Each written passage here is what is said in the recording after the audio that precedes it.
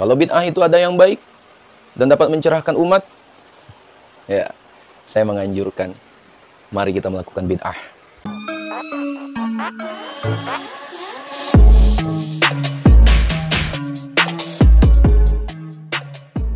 Bismillahirrahmanirrahim. Alhamdulillahilladzi an'amana bi ni'matil imani wal islam wa nusalli wa nusallimu ala khairil anam sayyidina Muhammad wa ala alihi wa sahbihi ajmain, amma ba'du.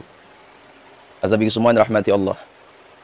Salah satu senjata ampuh dari golongan Wahabi untuk menyerang pemahaman di luar keyakinan mereka adalah dengan menggunakan sebuah kata, bid'ah.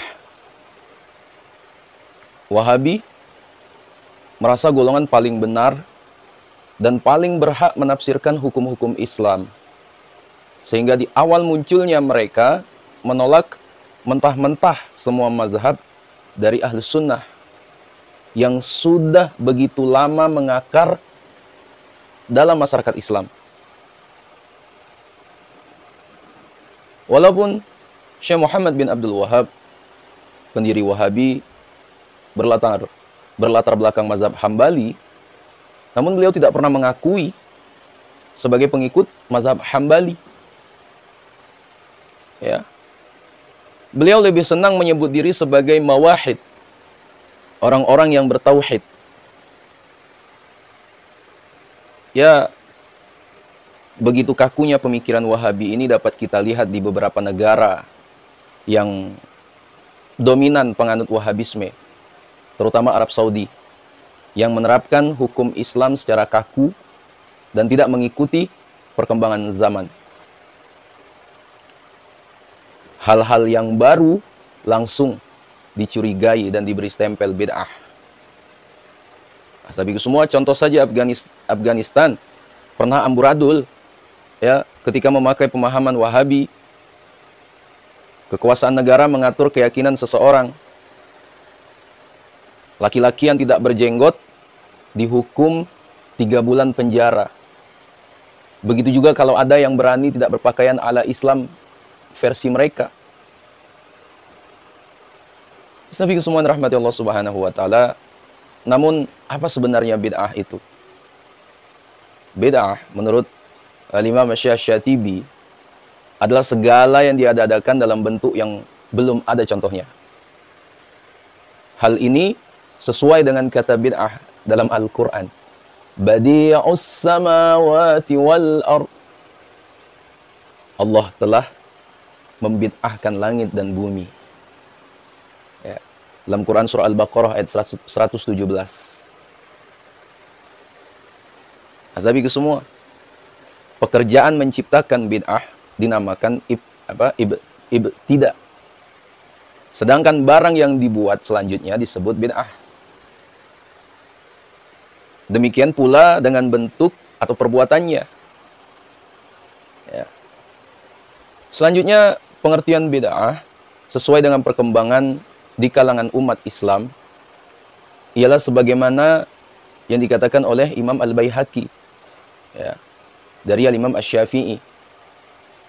Sebagaimana segala yang diada-adakan itu terbagi menjadi 2. Yakni pertama, yang menyalahi kitab, yang menyalahi Quran atau sunnah atau athar atau ijma', maka inilah bid'ah yang sesat.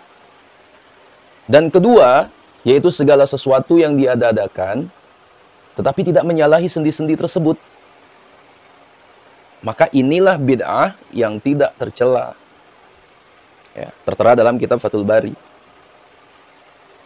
Nah, asabiku semua, berdasarkan keterangan ini dapat dipahami bahwa bid'ah itu ada yang mazmumah, tercela, ya, karena itulah tergolong sesat, dan ada yang mahmudah, yaitu terpuji. Kalangan ulama dari mazhab apapun, ya, berpendapat bahwa setiap bid'ah yang tidak sesuai dengan dalil-dalil Al-Quran, ya, maupun hadis atau asar atau ijma', maka akan tertolak oleh hukum Islam, dan sebalik. Ya, kalau sesuai dengan Al-Quran dan hadis akan diterima. Ya. Bagi orang-orang yang tidak bermazhab dalam hal ini, Wahabi ya, pada umumnya ya sangat anti dengan kata bid'ah. Dan segala hal yang bid'ah itu adalah sesat. Dan setiap yang sesat itu akan masuk neraka. Ya.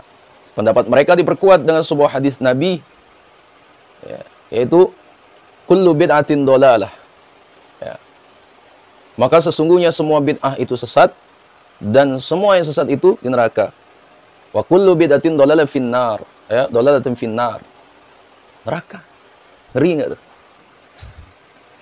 Dalam hadis lain Nabi bersabda, memperkuat dalil tersebut. Barang siapa yang menciptakan bid'ah dolalah atau sesat yang tidak menyenangkan bagi Allah dan Rasulnya, maka akan ditimpakan ya, segala dosa orang yang mengamalkan bid'ah itu, yang tidak dikurangi sedikit pun. Hadis riwayat Imam Tirmizi. Sahabat semua rahmati Allah, berdasarkan hadis ini ya jelas sekali Nabi menganjurkan kita untuk berhati-hati terhadap bid'ah, karena akan bisa membawa kepada kesesatan dan ditolak segala amal ibadah. Ya. Akan tetapi dalam memahami sebuah hadis, kita juga harus melihat hadis lain agar kita tidak kaku yang nanti ya akan menciptakan kekeliruan. Ya.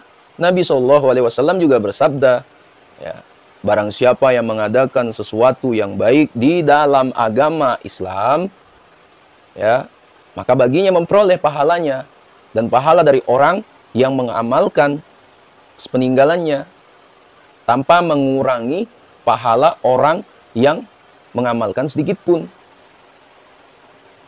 Dan barang siapa yang mengadakan ya sesuatu yang tidak baik, ia akan memperoleh dosanya dan menanggung dosa orang mengamalkan sepeninggalannya tanpa mengurangi dosa orang yang mengamalkan.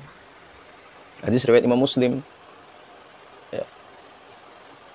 Ya, sahabat semua, hadis ini memberikan gambaran kepada kita bahwa apabila seseorang mengadakan sesuatu yang baru dalam agama, namun dianggap baik, ya, maka akan mendapat pahala dan juga akan memperoleh pahala dari orang yang mengamalkannya, dan sebaliknya akan mendapat dosa apabila melakukan hal baru yang tidak baik.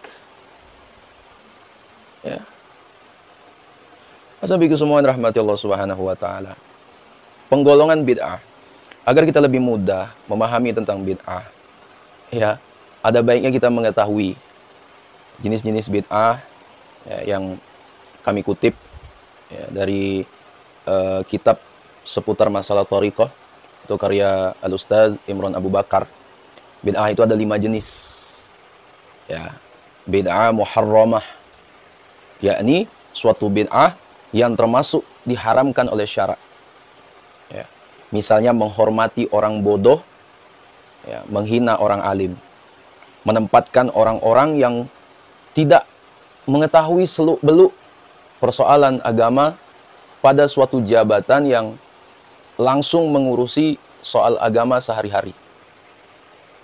Ya. Termasuk juga kepada bid'ah muharramah, mengikuti aliran-aliran yang menyimpang dari agama. Ya. Kemudian bid'ah makruhah, ya, yakni sesuatu yang diada-adakan yang termasuk ke dalam hal-hal yang dimakruhkan, ya, menurut pandangan syara, seperti menghiasi kitab suci Al-Quran, ya, menghiasi masjid dengan gambar-gambar atau ya lazimnya sekarang dengan bentuk-bentuk ukiran. Ya. Kemudian lagi bid'ah wajibah, yakni suatu usaha-usaha baru yang berfungsi sebagai sarana untuk menyempurnakan pelaksanaan suatu kewajiban. Ya.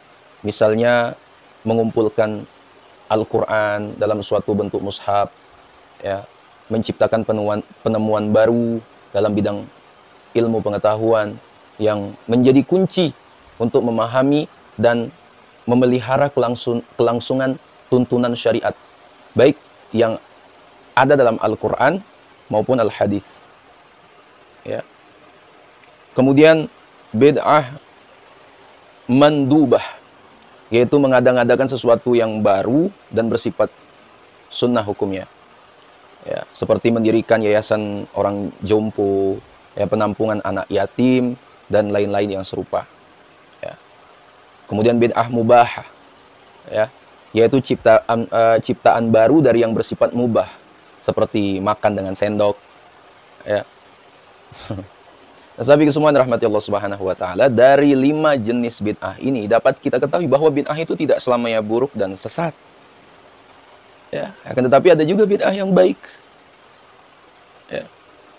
Bid'ah yang haram misalnya menempatkan seseorang yang tidak ahli dalam agama kepada suatu lembaga agama. Ya.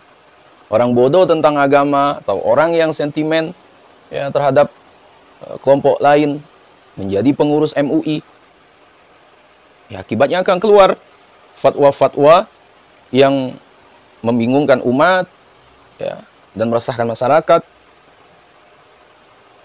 Sahabat semua dirahmati Allah, bid'ah yang baik sangat diperlukan untuk kemajuan umat Islam.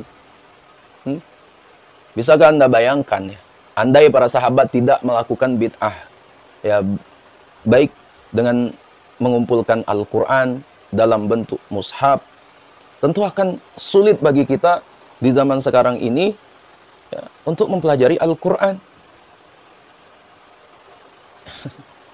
Ya, sahabat semua rahmati Allah, ternyata kata bid'ah yang selalu dipakai oleh Wahabi, ya, untuk menyerang kelompok lain adalah, ya, bid'ah dengan makna sangat sempit dan kaku.